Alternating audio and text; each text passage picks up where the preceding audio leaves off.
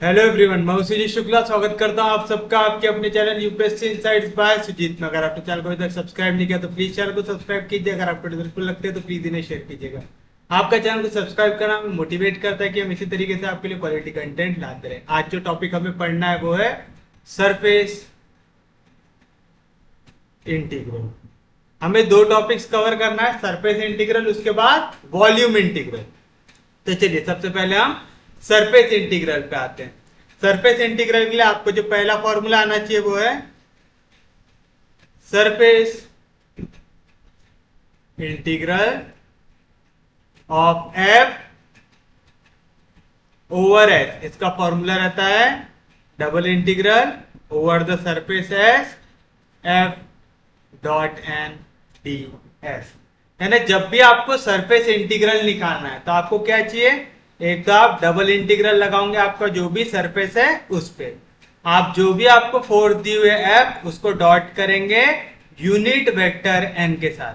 अब ये unit vector N क्या है, एन यहां पे एक है normal to the surface S. ये एन किसको नॉर्मल है, सरफेस एस को नॉर्मल। याद रखेंगे पक्के में। अब कभी भी आपको अगर डबल इंटीग्रल सॉल्व करना है, ठीक है, यहाँ पे डबल इंटीग्रल एस दिया हुआ है, तो आप क्या करेंगे, जो भी आपका सरफेस है उसका प्रोजेक्शन लेंगे।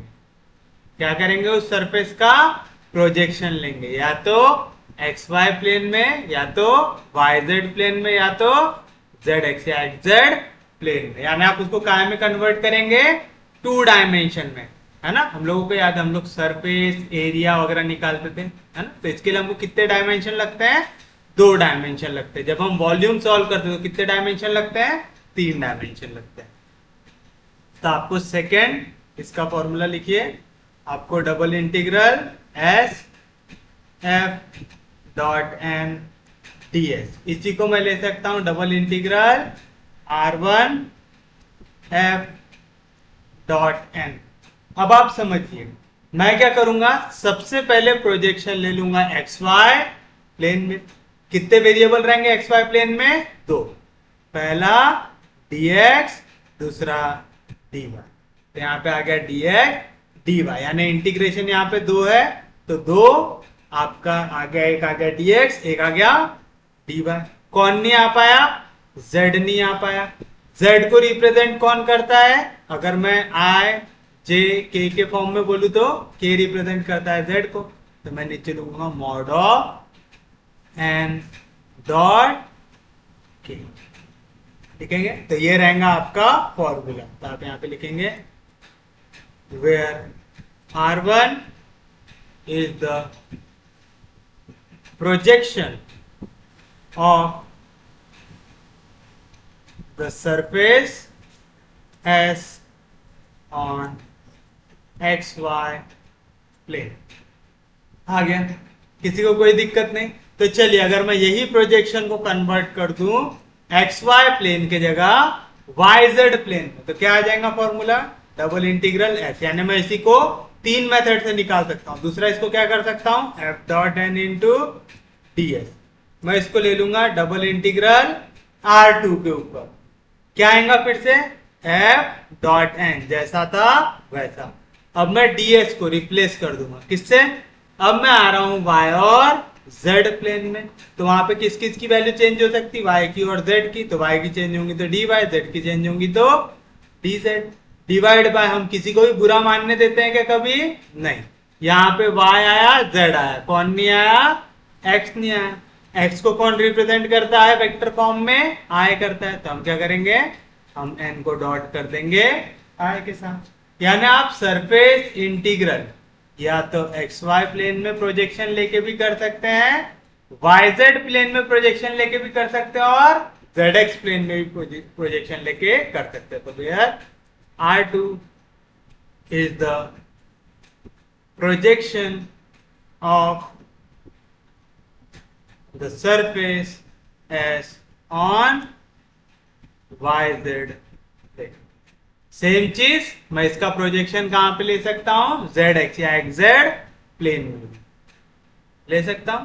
तो मैं double integral S F dot N ds, कोई क्या लिख सकता हूं, double integral r3f.n।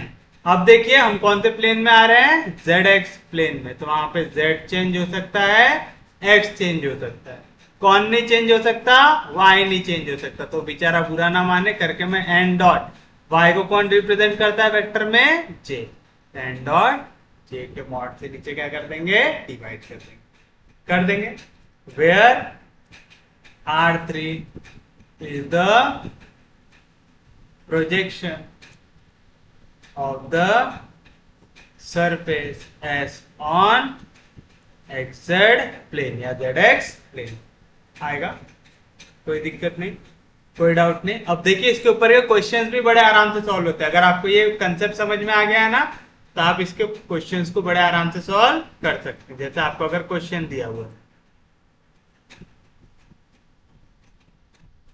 Evaluate double integral s y square z square i plus z square x square j plus x square y square k into ds, where s is the part of the sphere x square plus y square plus z square equals to 1 above xy plane। अब देखिए आपके यहाँ पे question दिया हुआ है कि आपको इस वैल्यू को इवेल्युएट करना है, जहां पे s क्या है, part of sphere above xy plane, यानी हम इसका प्रोजेक्शन कौन से प्लेन में लेंगे, xy प्लेन में लेंगे। तो चलिए बताइए सॉल्यूशन में सबसे पहले आप क्या करेंगे, ये जो भी वेक्टर दिया हुआ है उसको रिप्रेजेंट कर देंगे f से। तो आप लिखेंगे लेट f हो जाए आपके पास क्या, y square z square i plus z square x square j plus x square y square. आ गया यहाँ तक, किसी को कोई दिक्कत नहीं, कोई डाउट नहीं।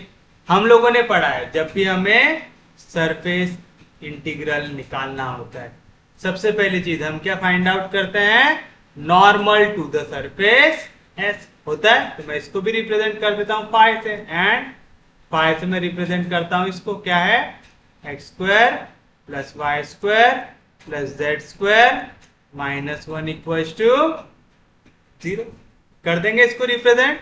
इसको देता हूं इक्वेशन नंबर 1, इसको देता हूं इक्वेशन नंबर।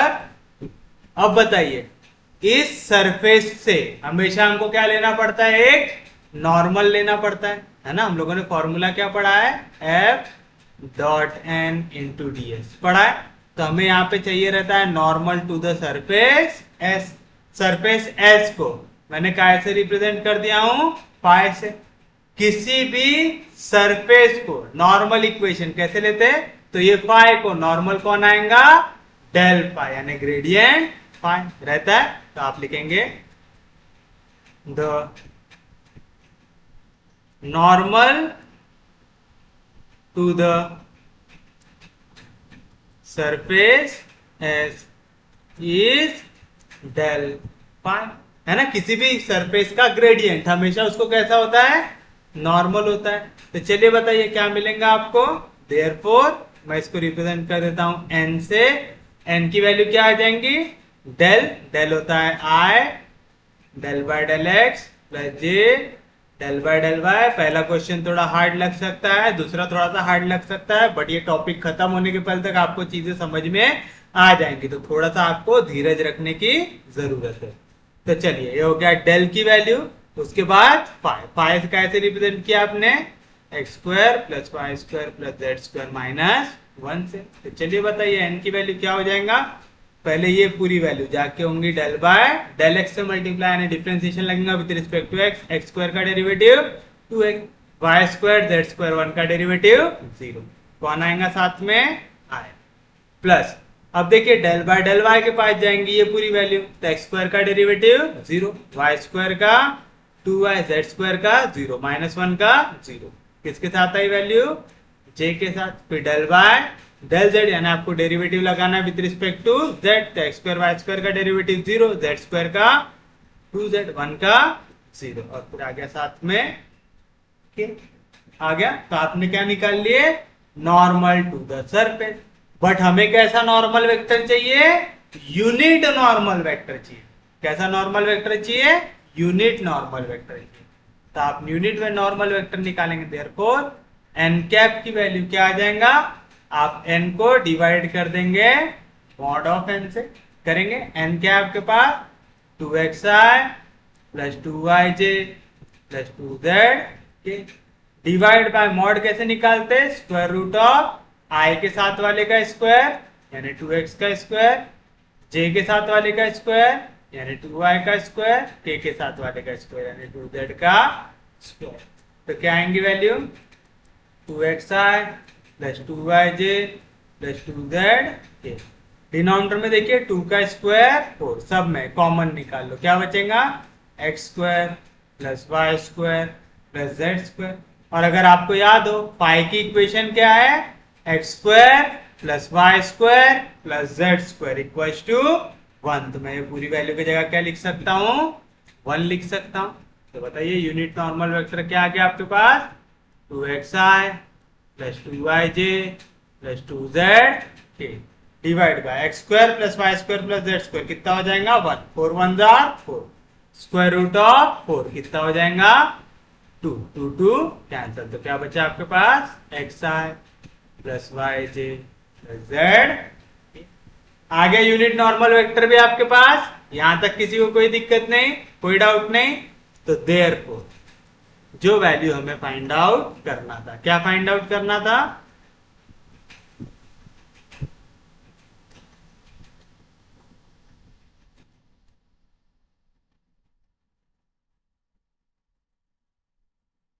ये वाली वैल्यू फाइंड आउट करना था। इसे हमने काय से रिप्रेजेंट किया है, एफ से।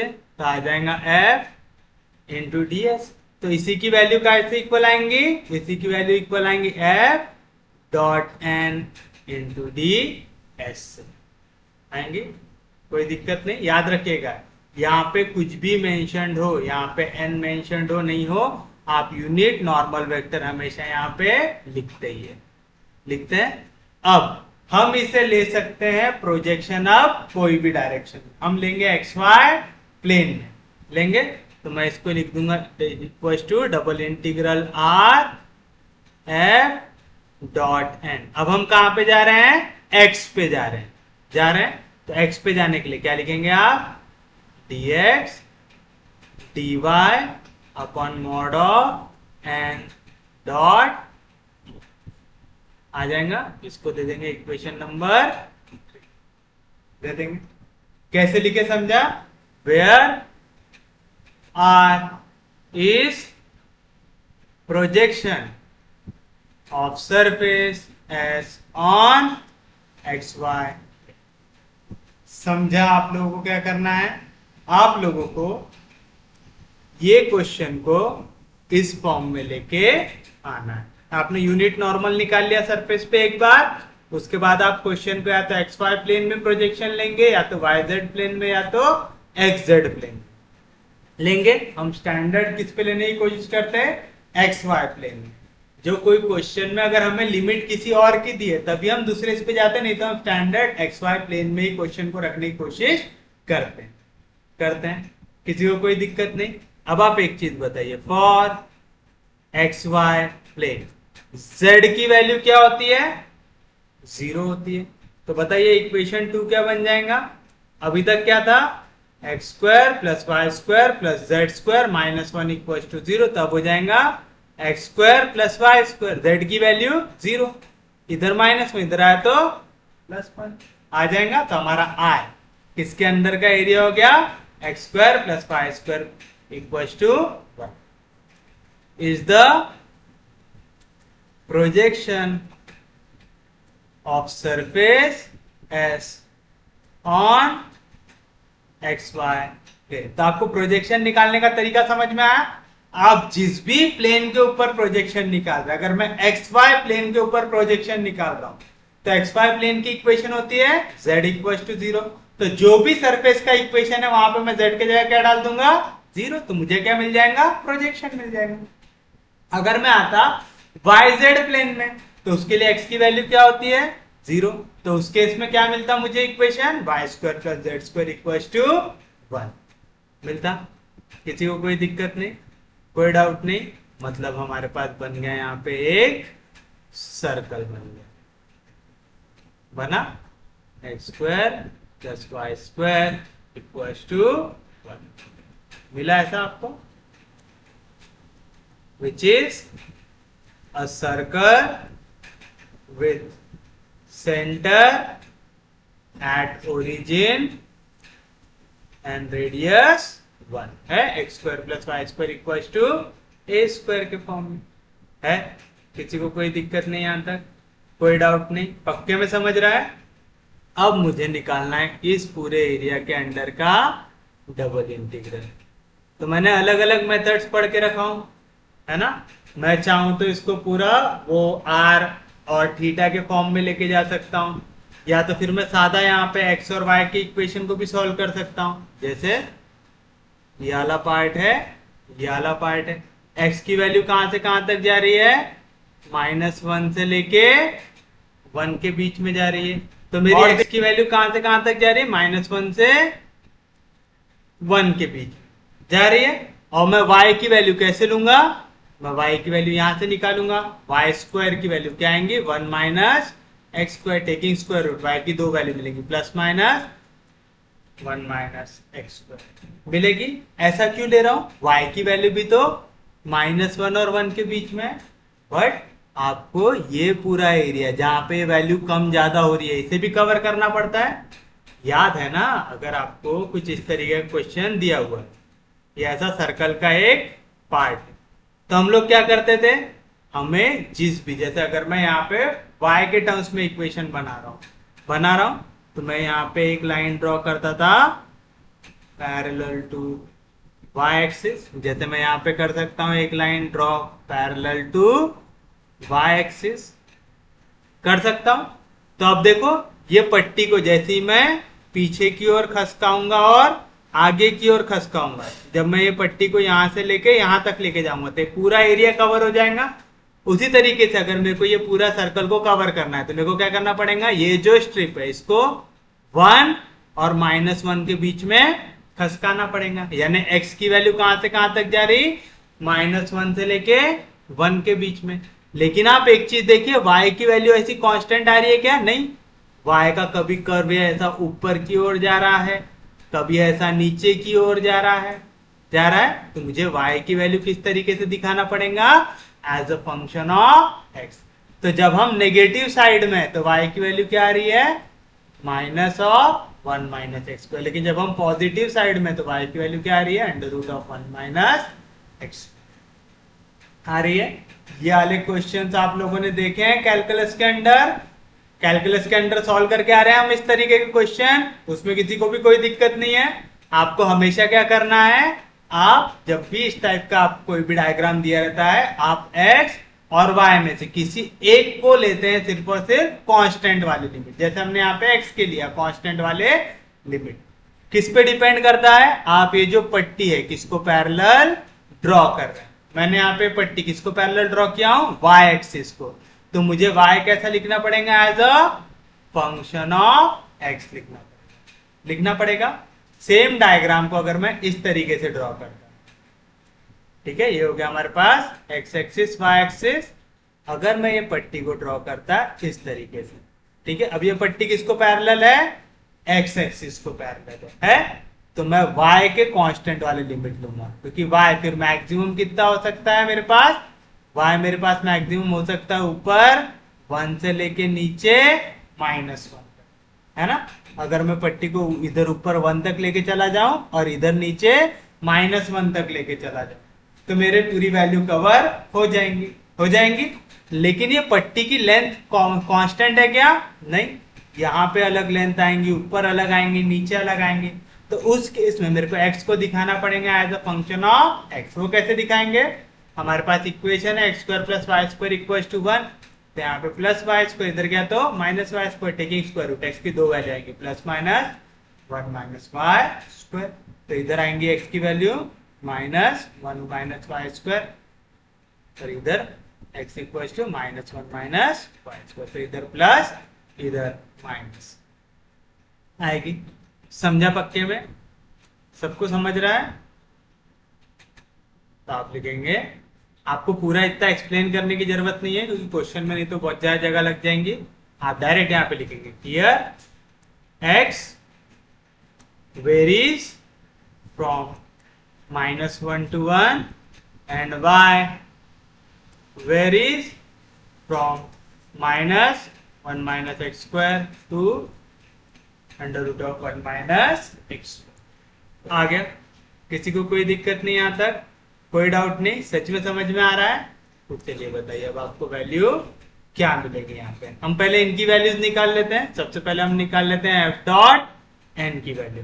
तो ना एफ डॉट एन क्या आ जाएगा? एफ है आपके पास, है ये रहा हमारे लिए हमारा एफ।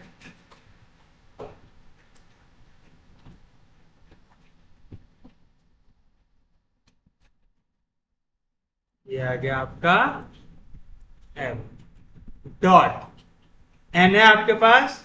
एन यूनिट वेक्टर भी हमने निकाला था।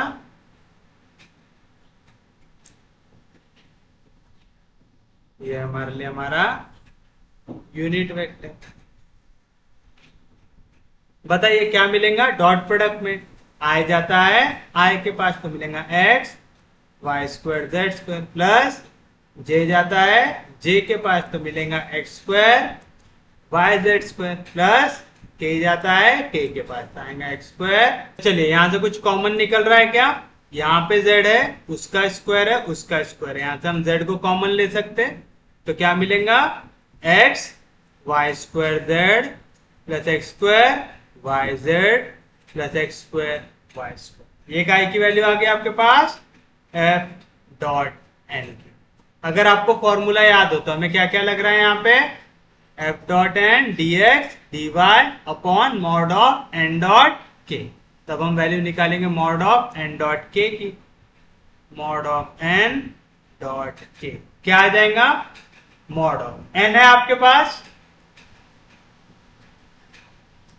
ये रहा है,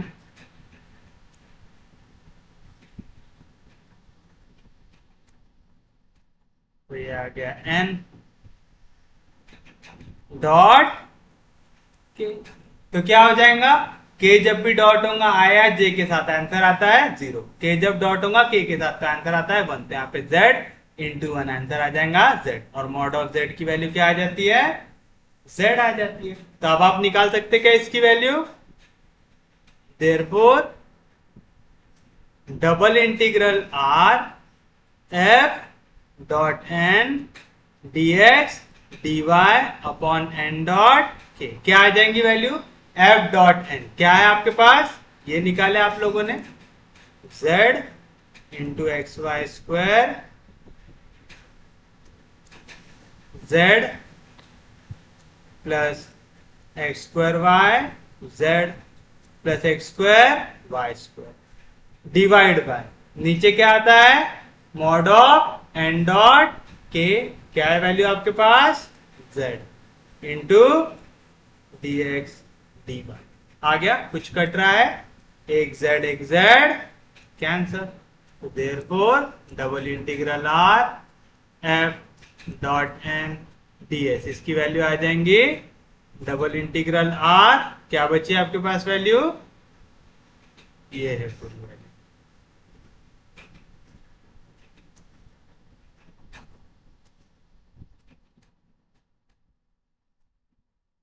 आ गया? कोई भी दिक्कत, कोई भी डाउट? समझ रहा है पक्के में? किसी को कोई दिक्कत नहीं, कोई डाउट नहीं? अब देखिए क्वेश्चन में प्रॉब्लम ये है, आप इंटीग्रेशन लगा रहे with respect to x with respect to y। आपको x और y की लिमिट भी मालूम है, x -1 से 1 के बीच में है, y की value minus under root of 1 minus x square से plus under root of 1 minus x square तक की। बट यहाँ पे z भी आ रहा है, तो हमें यहाँ से z को हटाना पड़ेगा। अब इस z को कैसे हटाएंगे? हमारा जो गिवन स्फीयर है वो क्या है? X square plus Y square plus Z square equal to 1 आ रहा है ऐसा। तो चलिए बताइए, अगर मैं इसको सॉल्व करूं तो मैं इसी को क्या ले सकता हूं? जेड स्क्वायर इक्वल टू 1, इधर प्लस इधर गया तो माइनस एक्स स्क्वायर, इधर गया प्लस इधर गया तो minus Y square, taking square root, z की वैल्यू क्या आएंगी under root of 1 minus x square Y square आएगा। किसी को कोई दिक्कत नहीं, कोई डाउट नहीं। वैसे भी हमें अबव एक्स वाई प्लेन को लेना है तो प्लस माइनस आता है वैसे, बट हम सिर्फ और सिर्फ प्लस लेंगे। क्यों? क्वेश्चन में लिखा हुआ है अबव एक्स वाई प्लेन, मतलब हमको सिर्फ पॉजिटिव वैल्यू वाला लेना है। तो हमें z की वैल्यू क्या मिल रही है under root of 1 minus x square Y square. तो मैं इसको लिख सकता हूँ डबल इंटीग्रल, x की लिमिट कहां से कहां तक आ रही है -1 से लेके 1 तक, y की लिमिट कहां से कहां तक आ रही है minus under root of 1 minus x square से लेके under root of 1 minus x square तक। यहाँ पे क्या आएगा एक्स वाई स्क्वायर जेड की वैल्यू आ जाएंगे under root of 1 minus under root of 1 minus x square minus Y square plus x square Y, z की value under root of 1 minus x square minus Y square plus x square Y square d x d y. या तो मैं इसी को लिख देता हूं D y d x की, पहले मैंने किसके लिमिट लिखा हूं वाई के, मैंने सामने लिख दिया वाई को कि डी वाई डी एक्स आ गया। यहाँ पे रीजन डाल देंगे आप from equation number 1 x square plus Y square plus Z square की वैल्यू है 1, तो हम जेड को लिख सकते हैं under root of 1 minus x square minus Y square since the region is above x Y plane. Above x Y plane मतलब positive z लेना है, नेगेटिव लेना है क्या नहीं। और याद रखिएगा यहाँ पे जेड के जगह 0 जबरदस्ती का मत डालिएगा। आप जब प्रोजेक्शन लेते हैं, आपका प्रोजेक्शन क्या बनेगा सरफेस में, वो बनाने के लिए आप z की जगह क्या डालते हैं 0 डालते हैं, ताकि आपको वो इक्वेशन मिले जिसका प्रोजेक्शन आपका बन रहा है। बटा इक्वेशंस में z की जगह 0 डालते हैं क्या नहीं डालते। याद रहेगा पक्के में? किसी को कोई दिक्कत नहीं आता, कोई डाउट नहीं? तो चलिए अब इसे सॉल्व करते हैं। हाँ तो चलिए देखिए अब हम क्या करेंगे, यहाँ पे हमारा जो लिमिट है वो कहां से कहां तक जा रहा है नेगेटिव से पॉजिटिव, नेगेटिव से पॉजिटिव, सेम वैल्यू। जब भी इस टाइप का क्वेश्चन आपको दिखे, आपको क्या याद रखना है, आप हमेशा चेक करेंगे कि आपका फंक्शन इवन है कि ऑड है। इवन ऑड कैसे चेक करते हैं याद है आप लोगों को? अगर आप x का फंक्शन चेक कर रहे हैं, अगर f ऑफ माइनस एक्स यानी जहां जहां पे x था मैंने अगर उसकी जगह माइनस एक्स रखा, उसका कोई भी फर्क ना पड़े तो फंक्शन कैसा होता है इवन। लेकिन अगर मैं x की जगह माइनस एक्स रखूं और आंसर आ जाए माइनस एफ ऑफ एक्स तो फंक्शन कैसा होता है ऑड। ऑड फंक्शन के लिए आंसर कितना आता है 0। इवन फंक्शन के लिए आंसर कितना आता है 2 times integral 0 to a f of x dx।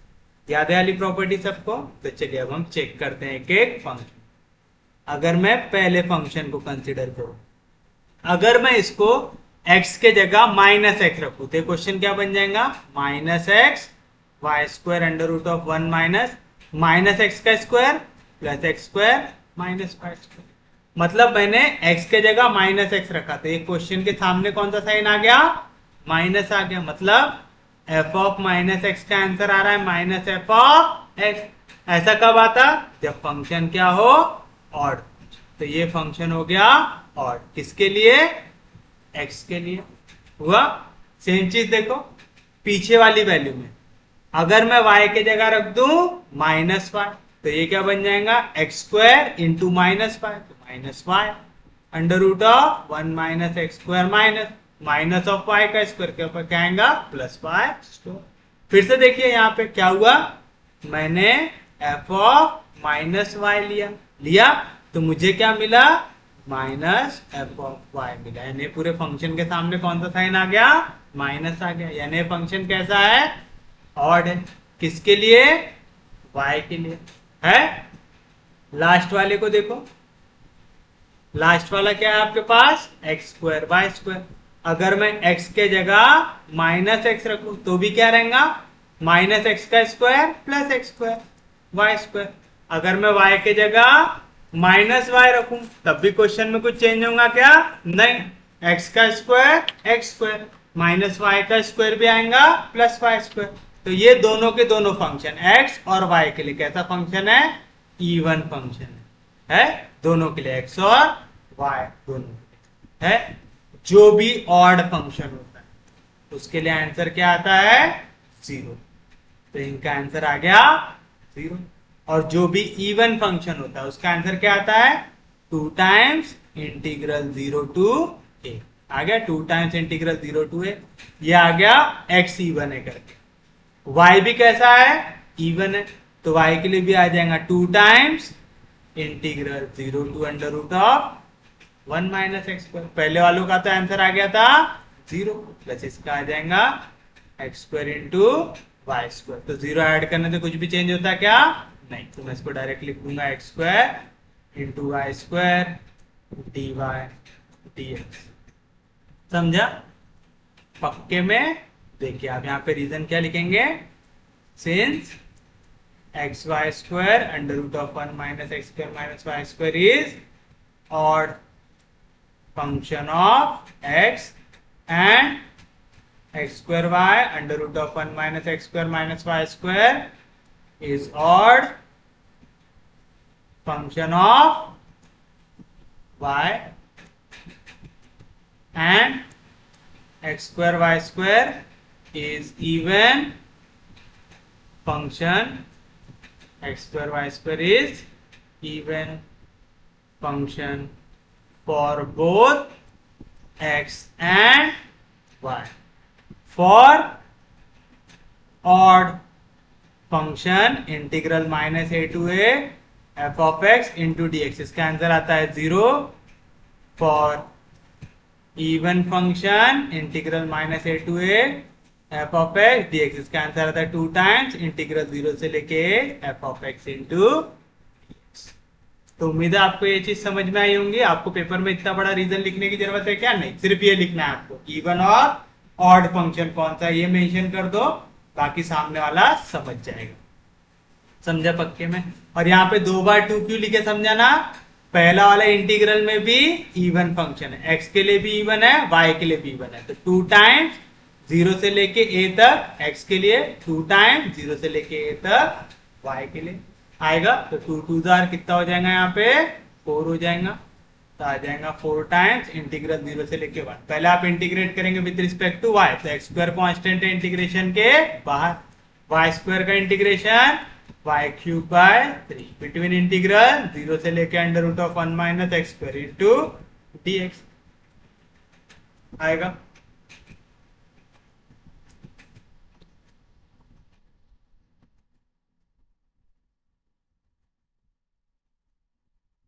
उसके बाद क्या करेंगे आप, upper limit minus lower limit. तो 4 डिवीजन का 3 कांस्टेंट आ गया इंटीग्रेशन के बाहर, इंटीग्रेशन 0 से लेके 1, एक्स स्क्वायर जैसा था वैसा। पहले अपर लिमिट जहां जहां पे y है उसके जगह आपने लिखा under root of 1 minus x square, उसका क्या है क्यूब। ये हो गया upper limit minus lower limit, जहां जहां पे y है उसके जगह लिखेंगे 0। हो गया, कोई दिक्कत नहीं, कोई डाउट नहीं, समझ रहा है सबको। तो चलिए बताइए क्या है यहाँ पे वैल्यू, यहाँ पे आंसर आ गया आपके पास 4/3 इंटीग्रल 0 से लेके 1 एक्स स्क्वायर, और यहाँ पे आएगा 1 माइनस एक्स स्क्वायर का पावर 3 इंटू डी। आ गया, किसी को कोई दिक्कत नहीं, कोई डाउट नहीं, यहां तक समझा, पक्के में समझा। अब इस क्वेश्चन में फॉर्म आ रहा है 1 माइनस एक्स स्क्वायर आ रहा है। जब भी क्वेश्चन में 1 माइनस एक्स स्क्वायर का फॉर्म आता है, आप एक्स की जगह क्या डालते हैं, साइन थीटा। आप लिखेंगे put x equal to sine theta. तो यहां से dx की वैल्यू क्या आ जाएगा, साइन का derivative cos theta into d theta आ जाएगा। When x equal to 0 then theta की वैल्यू क्या आएंगे, x की जगह 0, साइन की वैल्यू 0 कहां पे होती है, 0 में।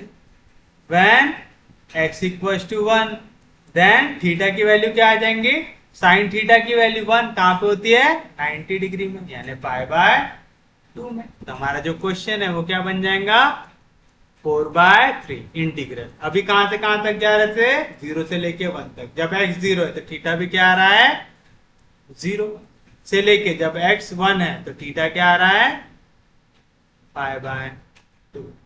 एक्स का स्क्वायर, एक्स की वैल्यू क्या है साइन, तो आ जाएगा sign square theta into 1 minus x का स्क्वायर, तो आ जाएगा 1 माइनस साइन स्क्वायर थीटा का पावर 3/2 इंटू dx, dx की वैल्यू क्या आ जाएगा cos थीटा। अब बताइए 1 माइनस साइन स्क्वायर थीटा क्या होता है cos स्क्वायर थीटा, तो आ जाएगा 4/3 टाइम्स इंटीग्रल 0 से लेके π/2 sine square theta, 1 minus sine square theta हो गया cos स्क्वायर थीटा का power 3/2 into cos theta into d theta.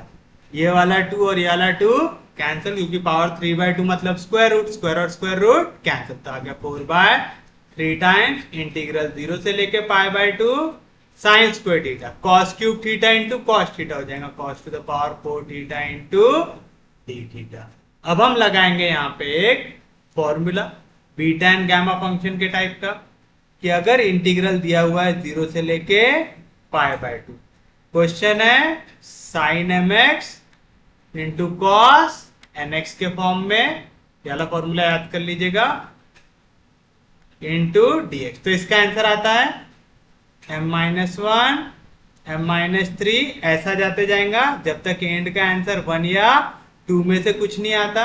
Same चीज n-1 n-3, ये चलते जाएगा जब तक इनका आंसर 1 या 2 में से कुछ नहीं आता।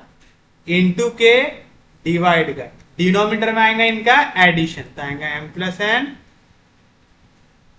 m+n-2 m+n-4 and so on, जब तक 1 या 2 इसमें से कुछ आंसर नहीं आता।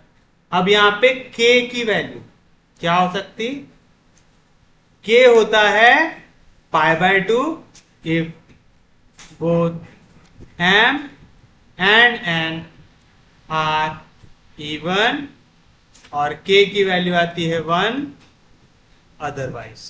ये फॉर्मूला आपको याद कर लेना है, क्या है sine to the power mx cos to the power nx into dx। इसका आंसर क्या था m-1 m-3 अप टू 1 या 2 जो नहीं बने आपका नीचे, n-1 n-3 1 2 ना बने तब तक, इंटू के डिवाइड बाय डिनोमिनेटर में आएगा दोनों का एडिशन, तो m+n-2 m+n-4 जब तक 1 या 2 इसमें से कुछ भी वैल्यू इंटू k। यहाँ पे k की वैल्यू हमेशा 1 आती है, k की वैल्यू आएंगी π/2 एक ही सिनेरियो में, बाकी सब में 1 आती है। एक ही सिनेरियो में k की वैल्यू π/2 आती है जब m और n दोनों क्या हो इवन, इस केस में m और n दोनों क्या है इवन, तो ये जो आंसर है ये हमारा मल्टीप्लाई होने वाला है π/2। तो चलिए सबसे पहला आंसर क्या लेना पड़ता m-1, तो 2 - 1 आ गया 1, यहीं तक लेना पड़ता जब तक आंसर 1 या 2 ना आए, तो आ गया, ये तो पहली बार में आ गया आपका। फिर क्या लेना पड़ता है इंटू n-1, 4 - 1 3, फिर उसके बाद n-3, तो आएगा 4 - 3 आ जाएगा 1। कब तक करना पड़ता है जब तक 1 या 2 ना आए, 1 आ गया यहाँ पे आ गया, डिवाइड बाय डिनोमिनेटर में क्या आता m+n, तो 2 + 4 आ गया 6, फिर उसमें से 2 सब्ट्रैक्ट करो तो आ गया 4, फिर उसमें से और 2 सब्ट्रैक्ट करो तो आ गया।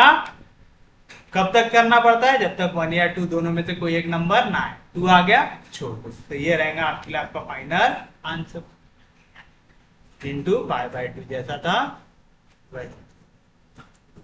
तो समझा कैसे करना है इसको, पक्के में समझाऊंगा। जैसे अगर यहाँ पे होता sign to the power 4 theta sine to the power cos two the power 6 theta, कुछ इस तरीके का क्वेश्चन होता, तब हम क्या करते हैं, शुरुआत हमेशा होती है m-1 से, तो 4 - 1 3, फिर उसमें और 2 सब्ट्रैक्ट कर दो, 3 में से 2 गया 1, फिर सेम चीज यहाँ पे 6 में से 1 गया 5, उसमें से 2 सब्ट्रैक्ट करो 3, उसमें से 2 सब्ट्रैक्ट करो 1, कब तक जब तक 1 या 2 दो में से कोई एक नंबर ना आए, नीचे दोनों का ऐड कर दो, 6 + 4 10, उसमें से 2 सब्ट्रैक्ट करो 8, उसमें से 2 सब्ट्रैक्ट करो 6, उसमें से 2 सब्ट्रैक्ट करो 4, उसमें से 2 सब्ट्रैक्ट करो 2, तो जब तक 2 या 1 दोनों में से कोई एक आंसर नहीं आता तब तक आपको ये करना पड़ता है। तो उम्मीद है करना आ जाएगा सब लोगों को। अब बताइए कुछ कट रहा है क्या, 4 4 हो गया यहाँ पे कैंसिल, 3 3 हो गया यहाँ पे कैंसिल, तो 5 1 जार 5 अपॉन 2 2 जार 4 6 4 जार 24। तो क्या है आपके पास फाइनल आंसर पाई बाय 24 आ गया। तो आप लिख सकते देयरफॉर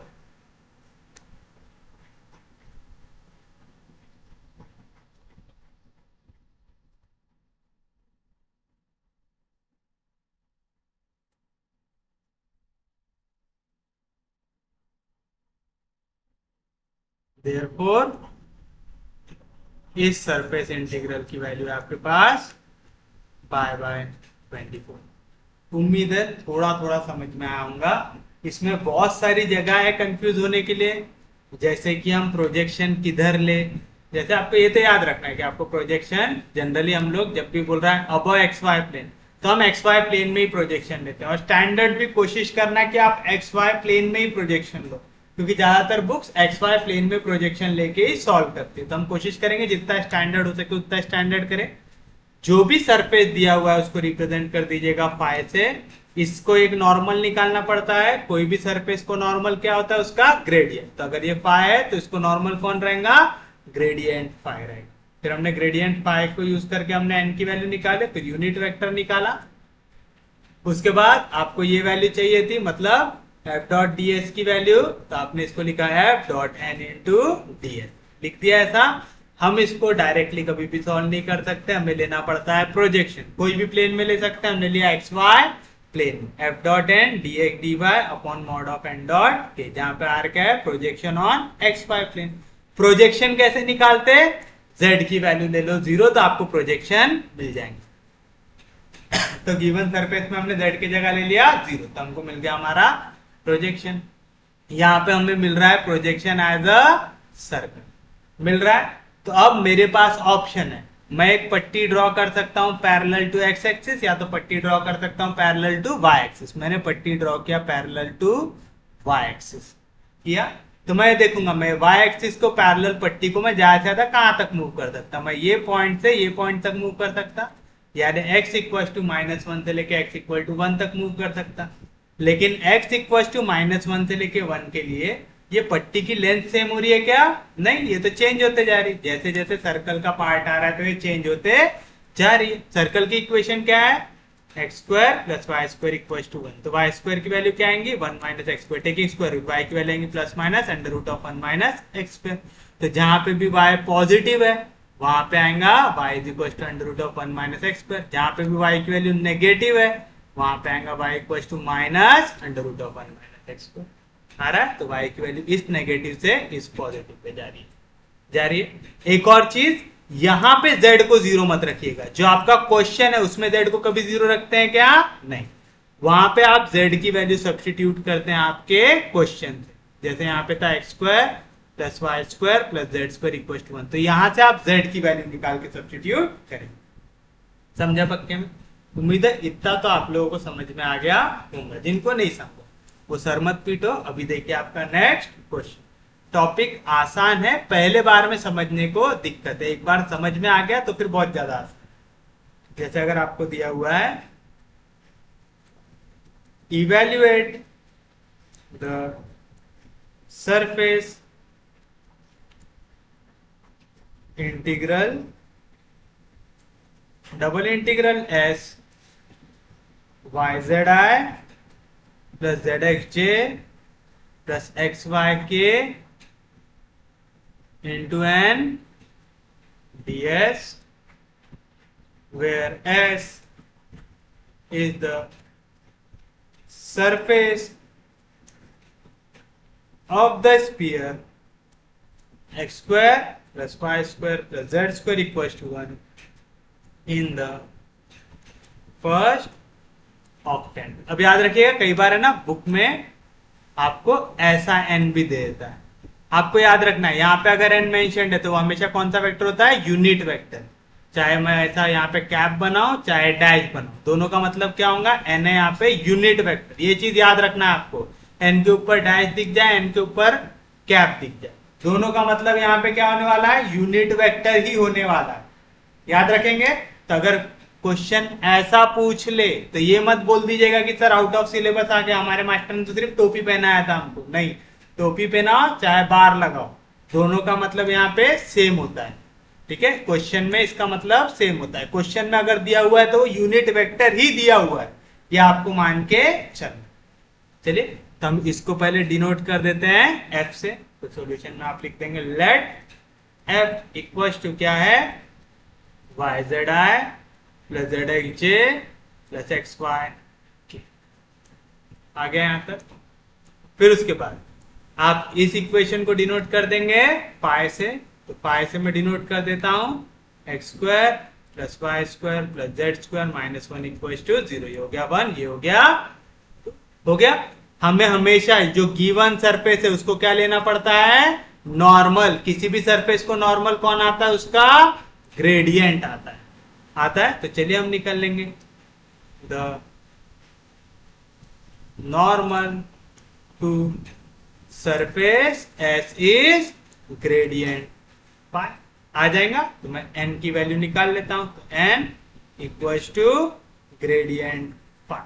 क्या आ जाएगा, ग्रेडियंट क्या होता है, i del by del x plus j del by del y plus k del by del z into five. Phi क्या है, x square plus Y square plus Z square minus one. Bracket होगा open.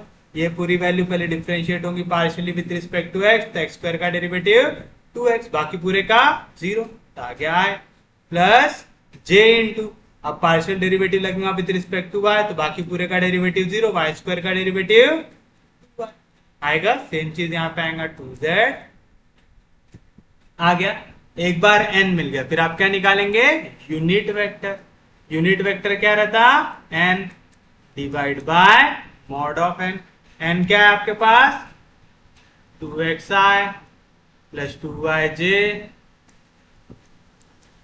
Plus 2zk divide bye mod of n क्या है, under root of i के साथ वाले का square यानी 2x का स्क्वायर, j के साथ वाले का स्क्वायर यानी 2y का स्क्वायर, k के साथ वाले का स्क्वायर यानी 2z का स्क्वायर। तो आएगा 2xi plus 2yj plus 2zk divide by under root of 2 का स्क्वायर यानी 4, सब में कॉमन है, बाहर निकाल लो। तो अंदर क्या बचा, x square plus Y square plus Z square. और आपको क्वेश्चन में दिया हुआ है x square plus Y square plus Z square की वैल्यू क्या है, 1। तो आ जाएगा 2xi plus 2yj plus 2zk divide by square root of 4 होता है 2, और x square plus Y square plus Z square क्या है वैल्यू,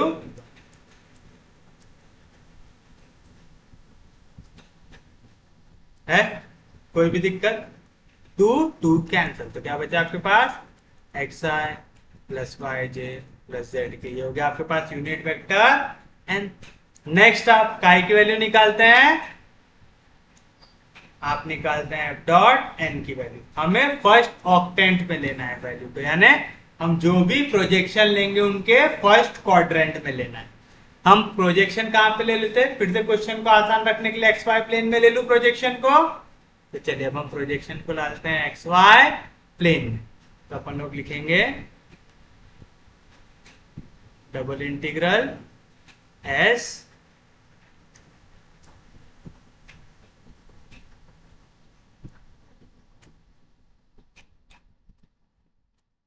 ये वाली वैल्यू, ये आ जाएगा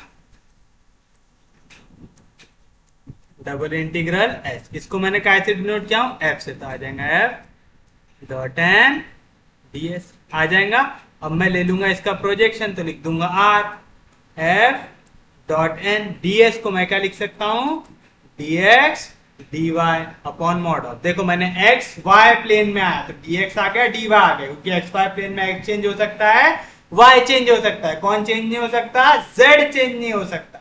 तो जेड को कौन रिप्रेजेंट करता है, के। ले लेंगे एन डॉट के, ले लेंगे इसको देते इक्वेशन नंबर 3।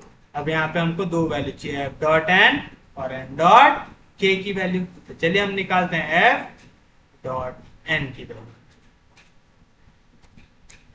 क्या है हमारे पास एफ डॉट एन, ये हो गया आपके पास एफ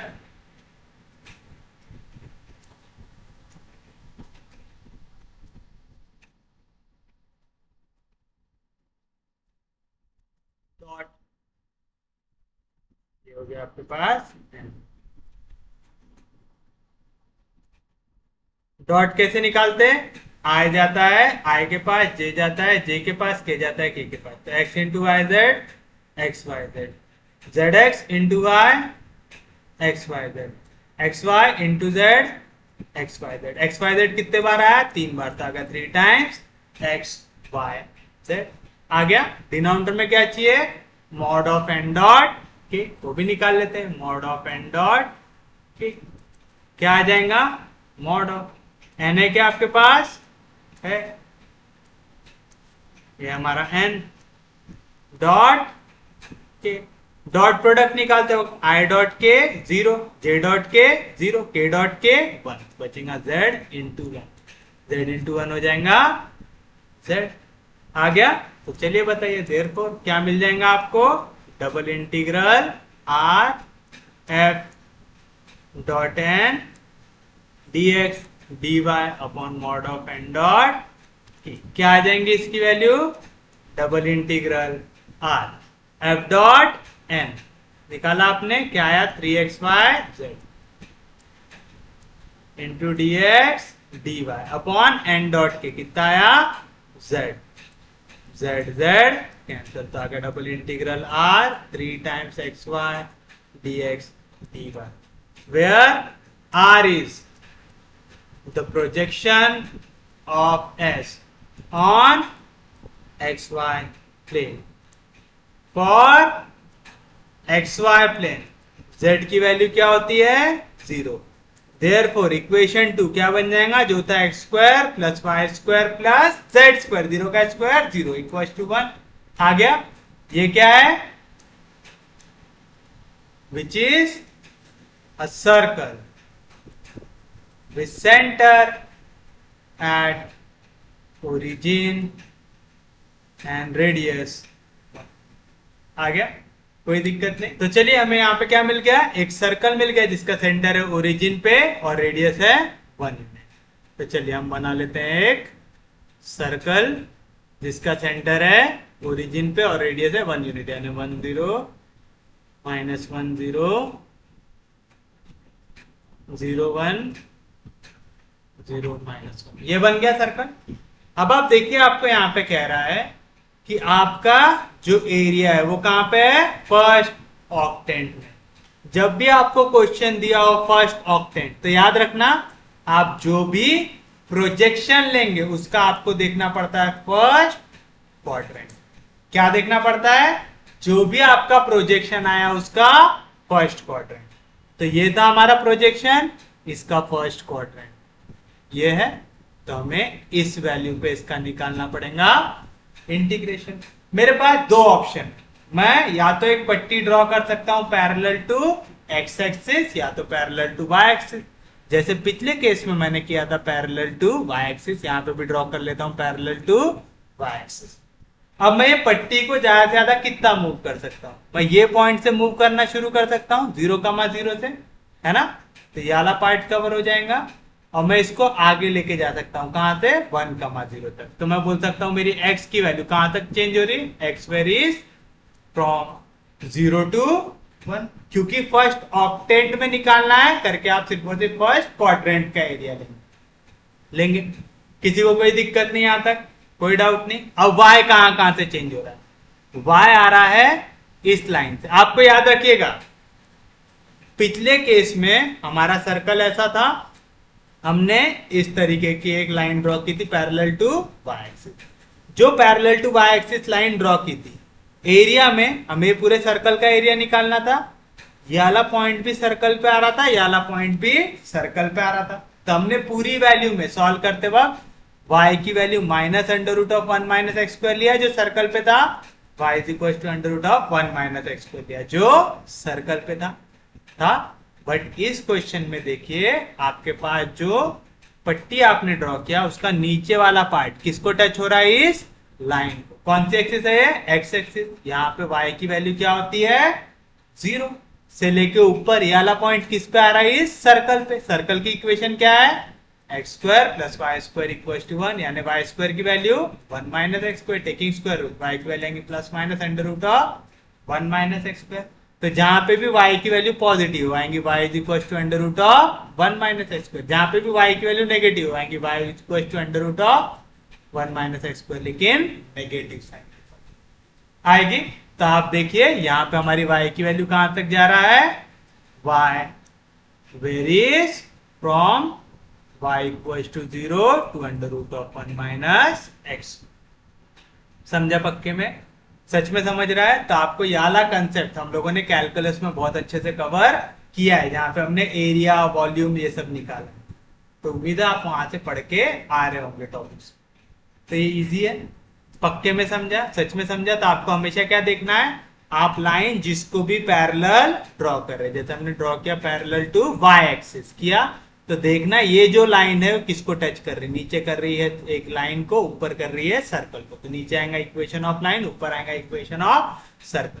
पिछले केस में हमारा जो सर्कल था उसी पे हमारी ये लाइन पे थी, यानी नेगेटिव पार्ट में भी सर्कल पे थी, पॉजिटिव पार्ट में भी सर्कल पे थी। ठीक, तो चलिए बताइए क्या बन जाएगा हमारा क्वेश्चन।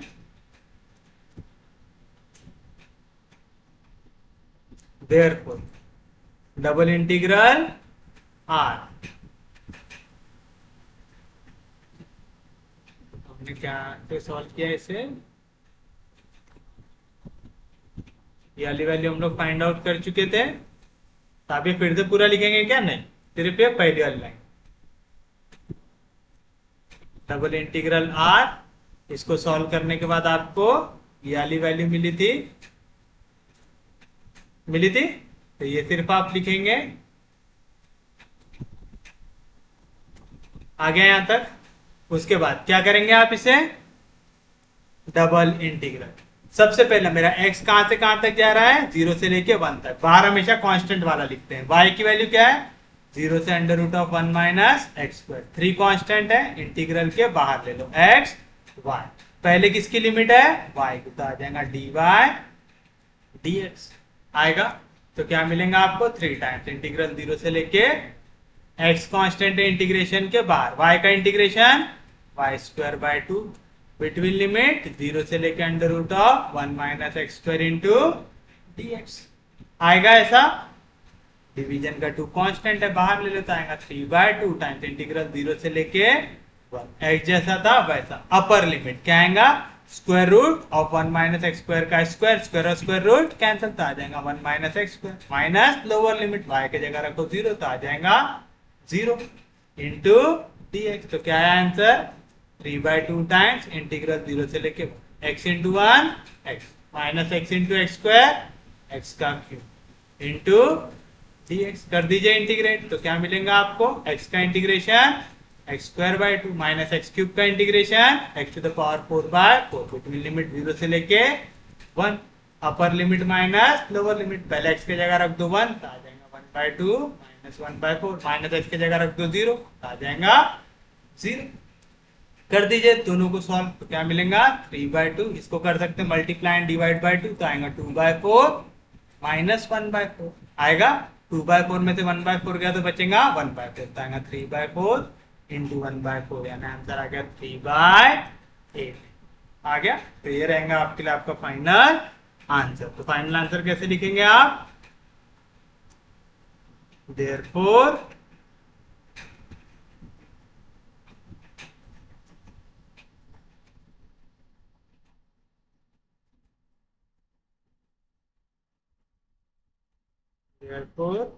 डबल इंटीग्रल s, ये पूरे क्वेश्चन का आंसर आ रहा है 3/8 and this is your final answer.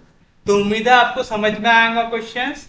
Questions hard नहीं है, बट आपको थोड़ा सा बेसिक आना चाहिए कैलकुलस वाला, जो हम लोगों ने पढ़ चुके हैं कि हम लोग ऐसा एरिया निकालते वक्त जो स्ट्रिप ड्रॉ करते हैं वो कैसे ड्रॉ करते हैं, कौन सा पॉइंट लेना पड़ता है नीचे से ऊपर का, तो ये आपको समझ में आना चाहिए, आएगा।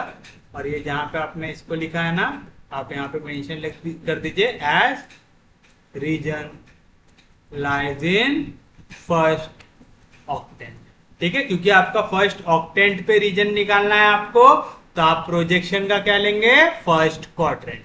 याद रखिएगा, अगर टोटल आपको सरफेस एरिया निकालना है फर्स्ट ऑक्टेंट में, तो आप प्रोजेक्शन का लेंगे फर्स्ट क्वाड्रेंट लेंगे। बाकी क्वेश्चन आसान है, बस आपको थोड़ा सा इसकी प्रैक्टिस करना पड़ेगा। आज का लेक्चर हम थोड़ा सा छोटा रखते हैं, मुझे एक थोड़ा सा इंपॉर्टेंट काम है, तो आज का लेक्चर हम यहीं तक रखते हैं। प्लीज इसे रिवाइज करके आइए, कल हम ये पूरा टॉपिक कवर करने वाले। तो अगर आज का टॉपिक आपको नहीं भी समझ में आऊंगा तो कल के लेक्चर में आपको समझ में आ जाएगा। बस आपको इसको थोड़ा सा प्रैक्टिस करके आना। और क्या याद रखना है कि आपको जब भी इंटीग्रल निकालना रहता है s F dot N D s, तो इसका वैल्यू हम क्या लेते हैं, हम इसको लिख सकते हैं double integral R1 f dot n. मैं ले सकता हूं प्रोजेक्शन एक्स वाई प्लेन, तब क्या आएगा answer dx dy upon mod of n dot k, क्योंकि यहाँ पे dx आया dy कौन नहीं आया, dz नहीं है, z को कौन रिप्रेजेंट करता है k। यही आंसर मैं yz प्लेन में लू तो क्या आएगा double integral R2 f dot n dy dz। अब कौन नहीं आया, x नहीं आया, तो नीचे आ जाएगा mod of n dot i, क्योंकि x को कौन रिप्रेजेंट करता है i। और यही अगर मैं लू xz प्लेन तो आ जाएगा double integral R3 f dot n dx dz upon mod of n dot j, क्योंकि यहाँ पे x आया z आया, कौन नहीं आया, y नहीं है, तो y को हम रिप्रेजेंट करते हैं j से। ये फॉर्मूला आपको याद रखना है, क्योंकि आप हमेशा सरफेस एरिया का क्वेश्चन प्रोजेक्शन निकाल के सॉल्व करते हैं। तो आप प्लीज इसे अच्छे से याद कर लीजिए। और ये जो हमने आज जो दो क्वेश्चन देखे ये इंपॉर्टेंट वाले क्वेश्चन थे, तो इन्हें एक बार खुद से सॉल्व करने की कोशिश कीजिए।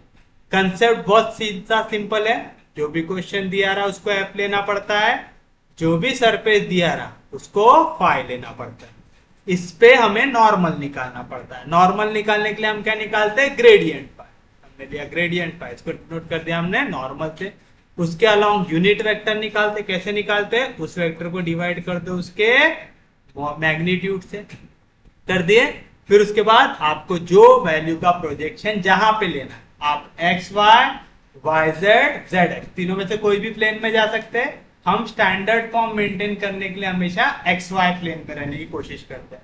मैं लगे तो है ना कल के लेक्चर में ना आपको दूसरे प्लेन्स में भी ले जाके एक्स वाई वाई जेड और जेड एक्स इनके बीच में हम अलग अलग प्लेन शिफ्ट करेंगे और फिर भी देखेंगे कि आंसर कैसा आएगा हमारा, सेम है। यानी आप प्रोजेक्शन कोई भी प्लेन में लो, आपको हमेशा आंसर कैसा मिलता है, सेम। तो हम वो कल के लेक्चर में देखेंगे। तो प्लीज ये थोड़ा सा इंपॉर्टेंट क्वेश्चन है। हमने सबसे पहला क्वेश्चन ही सबसे घातक वाला देखा है, क्योंकि इसमें इंटीग्रेशन भी थोड़ा सा खूखार वाला दिया हुआ था, इवन ऑड के भी कंसेप्ट लग गए। फिर उसके बाद यहाँ पे गैमा फंक्शन की वैल्यू भी लग गई। ये जो फॉर्मूला हमने यूज किया यहाँ पे काय का है, गैमा फंक्शन का। तो ये थोड़ा सा इंपॉर्टेंट चीज है, इसको थोड़ा अच्छे से पढ़िएगा ये वाले फॉर्मूले, क्योंकि हमारा पहला क्वेश्चन है, हमने सबसे हार्ड वाला क्वेश्चन दिया, तो इसे थोड़ा सा इंपॉर्टेंट क्वेश्चन है, अच्छे से देखिए। तो चलिए ऐसा करते हैं, आज का लेक्चर यहीं तक रखते हैं, हम लोग मिलेंगे कल, तब तक के लिए take care, have a nice day.